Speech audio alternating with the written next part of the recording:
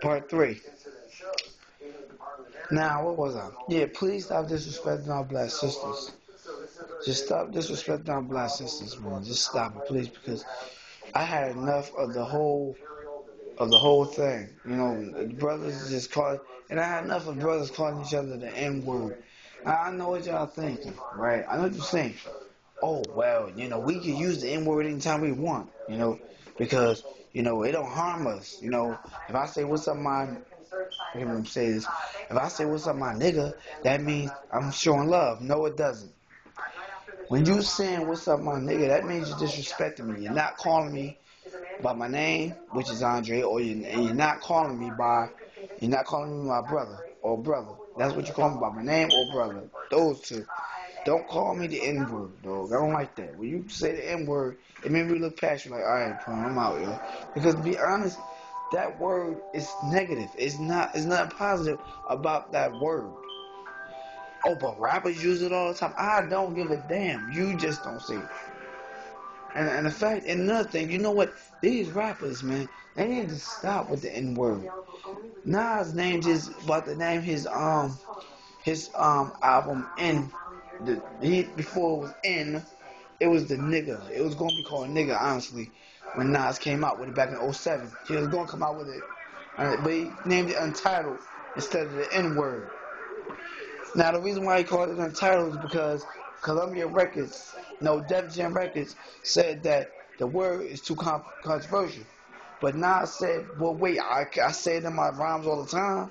And he said, yeah, but we don't want you to start an uproar with black people about that. And that's why he changed it to Untitled. Now, this is the problem I have with record execs. If you so afraid of why the good black brothers, which is me and other brothers like the Black Panthers and the Red, Black, and Green Coalition and the Unified Black Coalition, if you and the Muslims also, if you and the Nation of Islam also, if you are so afraid of us saying stop using that word, why are so many rappers still using in their rhymes? Why are so many rappers keep saying nigga this and nigga that and nigga this and nigga that and why do they keep saying it? If they're so afraid that young kids are going to pick it up, why aren't they doing anything about it? Why aren't parents saying anything? You know why? Because their parents are scared. They're scared of the fact not to do anything because they know their kids are going to rebel against it. And if their kids rebel against it, then that means that they are going to, that means that they're going to be scared of it because they're scared of what their kids might do if they take their music away from them. They're going to get on the computer and listen to it. They're going to find some way to go over their friend's house and listen to it. So you can't escape it. No matter where you go, they're going to find some way to get into it anyway. And even if you block your computer, and they still want to get on it, and they still want to listen to songs that say and this and that. So it don't matter. The only thing I have to say to black sisters and black parents is this, and other parents out there is this.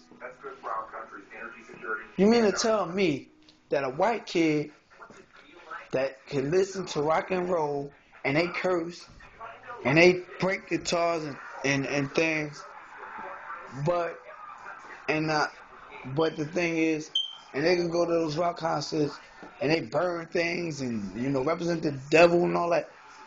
Well, rappers do the same thing. The only difference is rappers just do it different. And the thing about it is that hip hop is the strongest music in the world. It really is. Now, to me, a lot of old school rappers like Tribe Called Quest, positive ones. Tribe Called Quest, Will Smith. Well, he was Fresh Prince back in the day. Fresh Prince and Jazzy Jeff, LL Cool J, Heavy D, Rest of Soul, X Clan, Public Enemy, who else I can name? KRS-One, K Solo, EPMD, all these other rappers that was positive rappers back then. And the thing about it, PE never changed. Public Enemy, they never changed. They still the same PE they was in the 90s and 80s. The same. X Clan, they different now. since Professor X passed away, rest his soul, he passed away, so, but, Brother J and all, they all, they all changed. But the fact is that PE and other revolutionary artists like Mortal Technique, and another thing, the underground. A lot of people say the underground rap labels, the underground rappers is the way to be. Well, that's true, but see, the thing about underground is you get to make your music the way you want to make it. The industry can't tell you you can't do this and you can't do that. You're underground. So that means you can make your music how you want to make it. If you want to talk about if you reuniting Black Power, you can do that. If you want to talk about stopping crime in the neighborhood, you can do that.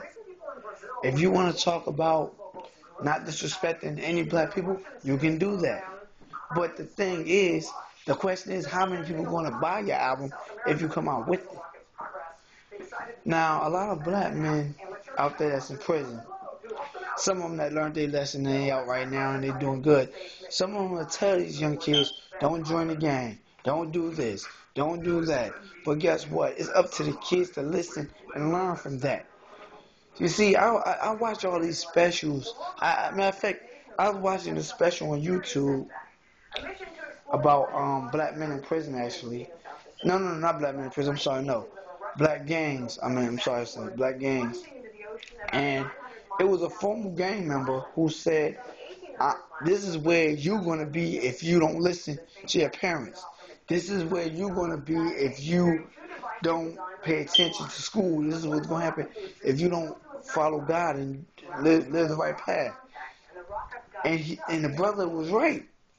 The brother was kicking some real stuff. Now, these kids, I can tell they wasn't interested because every time he said, "Oh, this is my mill. My mill is in jail. Bread and this and that. Yeah, I don't have it like y'all." These kids just looking like this. Just like they bored of what he's saying. See, that's what I'm saying. He talking some real stuff, and they not listening to him. They just going, oh, whatever, right. That ain't gonna happen to me, cause I ain't gonna get caught if I be out there in them streets. I ain't gonna get shot or anything. Well, guess what? I was watching one of these shows where in Newark, actually, and I'm not talking about Britt Season's show. I'm talking about another show. And it was a show about Newark, New Jersey, and Judge Mathis was hosting it. And he was saying that the reason why Newark has so much crime in the city is because so many layoffs and stuff like that, which is true. It was one former gang member that talked to the kids of Newark schools and said that you don't want to see what I seen.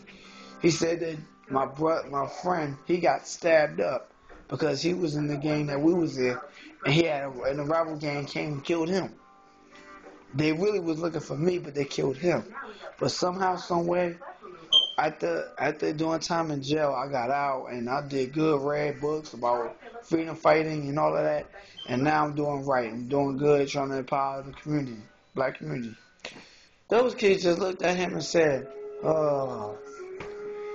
And I'm thinking to myself, what would cause these kids to do that? Like I said before, they don't want to listen to reason. As much as a lot of people keep saying, oh, these kids, they do want to learn, and they do want to learn this, and they do want to understand that, there are some black kids you just can't get through to. I don't care how many times, believe me, I tried. No matter how many times you talk to them, no matter how many times you tell them to go this way, if you see something wrong that's left, you go right. If you see something that's wrong right, go left. No matter what you say, it doesn't matter. Saying is not going to do it. Especially if you are freedom fighting and you are telling these kids the right thing to do, they still won't listen to you. So how can we get our black children to listen and learn from the mistakes that you made? I don't know. I don't really know. I can't tell you. I don't know. The only thing I know is that I don't want to get a phone call saying that something happened to one of my siblings. Because I already been there. Already been there. And I'm going to tell you young people, if you don't go the right route, or if you don't pay attention to reason, that's exactly what's going to happen. You are going to end up either in jail or dead, one or the other. And I cannot, I say this to positive people a lot of times, that it's time for all black people, not just all black people, but all people to wake up. But I'm talking about my blacks because that's my community and that's what I told you.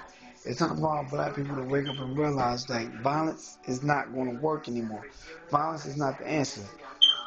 But don't get me wrong, you do have to protect yourself. But see, the thing is, are you gonna be a man and piece it up, or are you gonna say, you know what, I could kill this brother and do time in jail? Now, if you choose peace up and walk away, you'll be all right. But see, sometimes you have to watch your back, because sometimes your enemy can have a gun on them or a knife on them, and when you got your back turned, they can try to get you. You gotta be careful of that. Very careful. Very careful. It still says 11, 11, 11, so it's an inverted palindrome as well. This is kind of cause for celebration. For example, the problem with this, is that black brothers that are imprisonated, or black brothers that's not imprisonated, do good if they really want to do good. I don't want to bore y'all with my talk on the third one, so all I want to say is this, man. Listen to my YouTube video right here and my other two, and learn from them. Do not take this as this. All I'm saying is that all black boys and black girls really need to learn lessons, and beating them is not going to work either. So if you're thinking about beating your child just because they did something wrong, it's not going to work.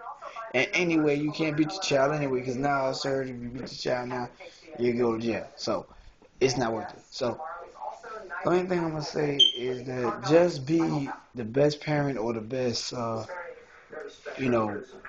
righteous person you would be, because God going to judge you on what you did while you was here the right way, not what you did when you was wrong. But if you were wrong, you can ask God to forgive you for those mistakes that you made in your past. But you got to do it while you're alive. You can't do it. You can't wait till you die and say, "Oh God, please forgive me." No, you have to do it when you're alive, and He'll forgive you for your sins. But if He forgive you for your sins, you have to realize that if He forgive you, you have to keep the right thing going. You can't just say, "Oh, now that He forgive me, I can go ahead and do this and do that again." No, if you forgive, you have to keep on that road. The only thing I'm gonna say, y'all, is that black power, black love, all power to the people, and keep God in your life. That's all. I'm right out.